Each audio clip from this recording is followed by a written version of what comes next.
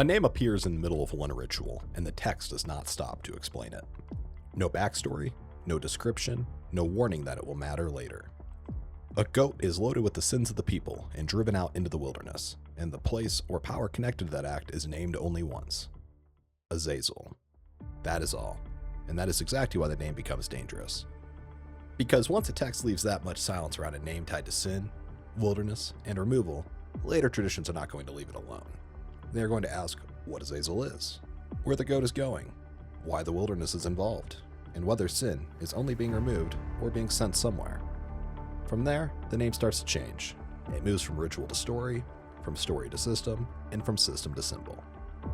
By the time that process unfolds, Azazel is no longer just attached to one goat on one day of atonement. He becomes tied to corrupted knowledge, rebellion, judgment, wilderness, and eventually to the broader question of how evil enters the world and where it belongs. That is why Azazel is worth slowing down for, not because the biblical text says a great deal about him, because it says so little, and everything later rushes in to fill the gap.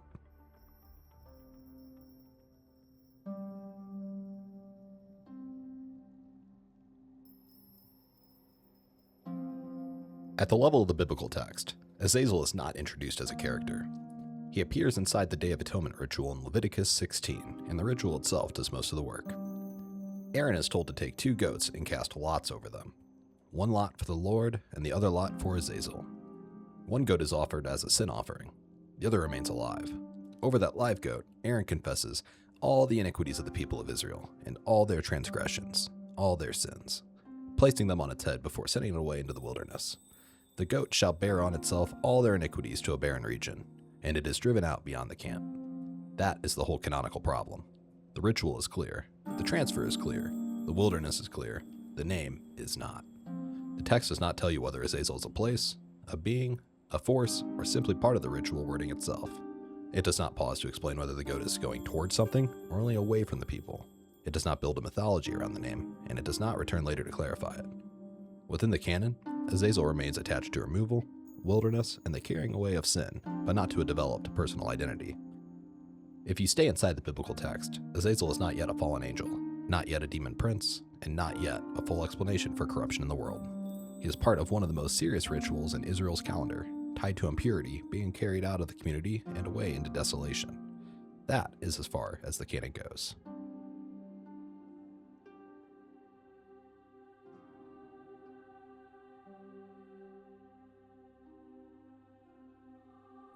Once later Jewish tradition begins expanding the world behind the biblical text, Azazel does not remain an unexplained ritual name.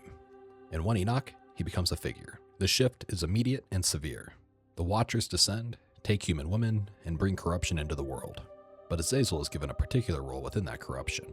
He teaches men to make swords, knives, shields, and breastplates. He reveals the workings of metal, ornaments, cosmetics, and forms of adornment tied to seduction and disorder. The result is not presented as neutral technological progress. It is presented as the spread of corruption through taught knowledge. Then the judgment falls. Raphael is commanded to bind Azazel hand and foot, cast him into darkness in the desert, cover him with jagged rocks, and on the day of judgment, cast him into the fire. The line is blunt. The whole earth has been corrupted through the works that were taught by Azazel. To him ascribe all sin. That is a major development. In Leviticus, Azazel is tied to sin being carried away. In Enoch, Azazel is tied to sin being brought in. The wilderness connection remains, but it changes meaning. In Leviticus, wilderness is where impurity is sent. In Enoch, wilderness becomes where the corrupter is bound. The place associated with removal becomes the place of confinement. The ritual name and the rebel figure begin to pull toward one another. Other expanded traditions reinforce the larger structure around that move even when they do not center Azazel by name. Josephus describes angels becoming captivated by women and begetting violent offspring, sons that proved unjust, and despisers of all that was good. The testaments of the 12 patriarchs also preserve the idea that the Watchers were drawn toward women and that giants came from that crossing of boundaries. In the Testament of Reuben, that material is used as a warning about desire and corruption, but the structure is the same. Heavenly beings cross into what is not theirs, and the result is disorder on earth. So as these traditions continue, they do not simply explain Azazel, they move him. He is no longer just the unresolved destination of a scapegoat. He becomes one of the agents through whom corruption enters history. That makes him larger than the ritual, but it also makes the ritual feel stranger in retrospect. The goat once sent into the wilderness with Israel's sins now seems connected to a figure later traditions accuse of teaching the world how to become more violent, more vain, and more disordered in the first place. The name that once marked removal becomes the name of transmission, blame, and judgment.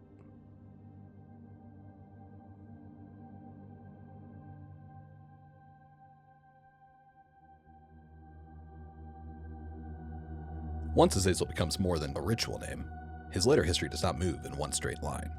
It branches. Some traditions keep him close to the Day of Atonement and try to explain what the wilderness rite was really doing. Others absorb him into larger systems of rebellion, impurity, and cosmic opposition. Others push him further, until he starts to look less like a strange figure at the edge of one ritual, and more like a full member of the wider demonological world. Azazel's later life is not the story of one stable identity steadily unfolding, it is the story of a name that keeps getting reinterpreted each time a tradition needs him to do more work. In Rabbinic Judaism, one of the first major developments is practical and physical.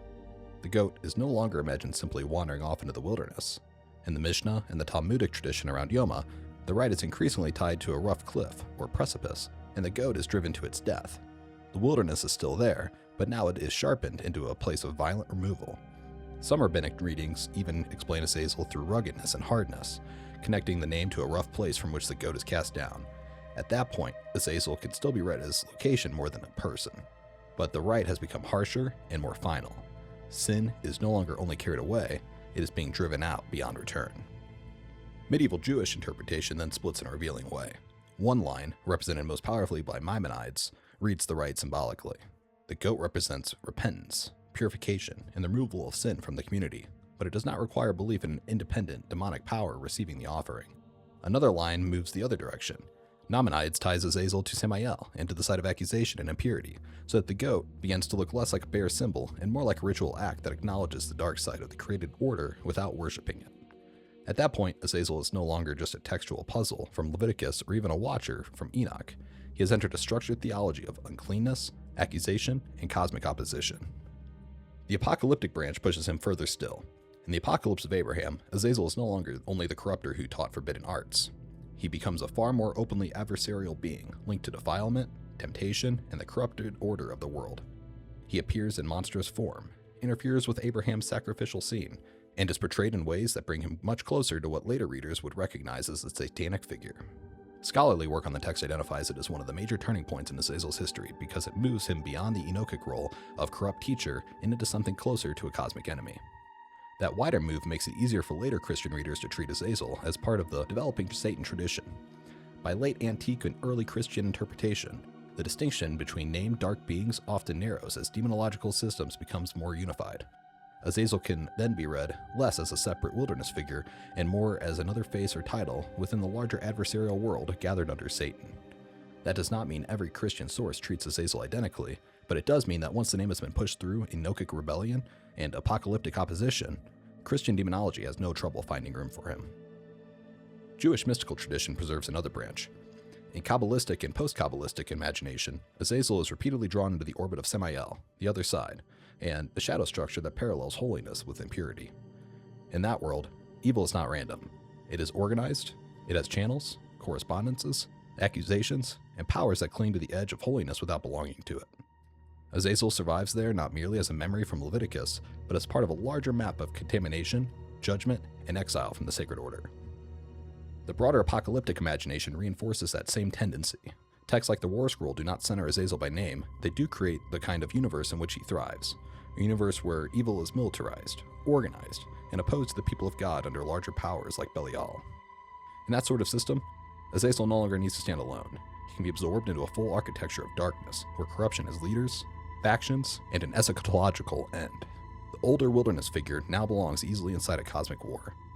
Islam adds a related but distinct comparison. The Quran itself builds the story of Iblis, not a fully developed Azazel. It tells of a being who refuses the divine command, falls into opposition, and becomes the tempter of humanity. Later, Islamic tradition often uses the name Azazel in connection with that story, but that is why readers so often place Azazel and Iblis near one another. But the distinction has to be kept clear.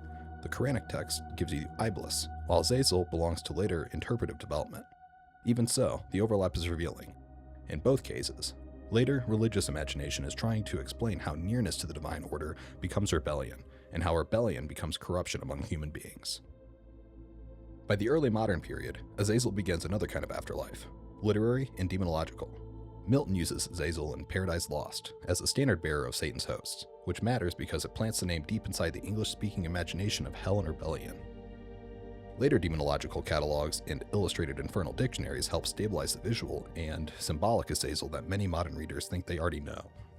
Not the unresolved Levitical name, and not only the Enochic rebel, but a fully legible demon personally situated inside a populated infernal order.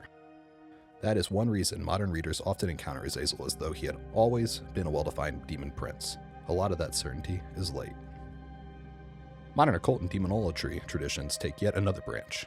Here, Azazel is often reclaimed as a spirit of forbidden knowledge, adversarial wisdom, self-transformation, or empowered rebellion.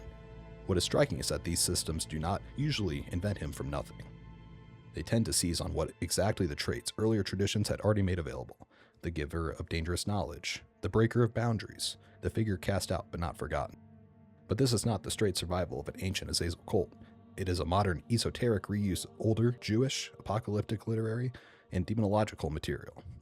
By this point, Azazel functions less as a single inherited being and more of a symbolic reservoir that different systems draw from when they need a figure who embodies corruption, insight, exile, and revolt at the same time. So by then, Azazel has become something very different from the name that first appeared in Leviticus. He is still tied to the wilderness, but now the wilderness has become more than geography. It is the place outside ordered holiness.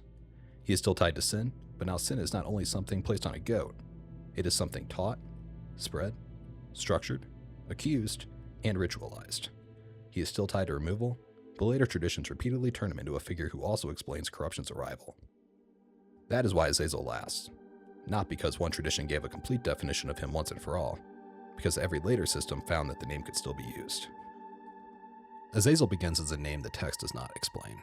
That is the whole opening problem. But once that name is attached to sin, wilderness, and removal, it creates the pressure that later traditions cannot resist. They want to know what the wilderness means. They want to know whether sin is only being taken away or being sent somewhere. They want to know whether corruption starts in human action alone or whether something taught it, carried it, or opened it. So the figure expands. In the Canon, Azazel is present, but unresolved. In later stories, he becomes a corrupter and a prisoner. In the systems built after that, he becomes a figure used to think about accusation, impurity, forbidden knowledge, rebellion, judgment, and the dark territory beyond the holy. That is why Azazel lasts. Not because the Bible gave a complete portrait of him, because it leaves just enough space for later traditions to build one. Hey everyone, thanks for watching. If there's another figure you want to examine next, drop it in the comments, and if you're into this kind of material, like, subscribe, and stick around. See you next time.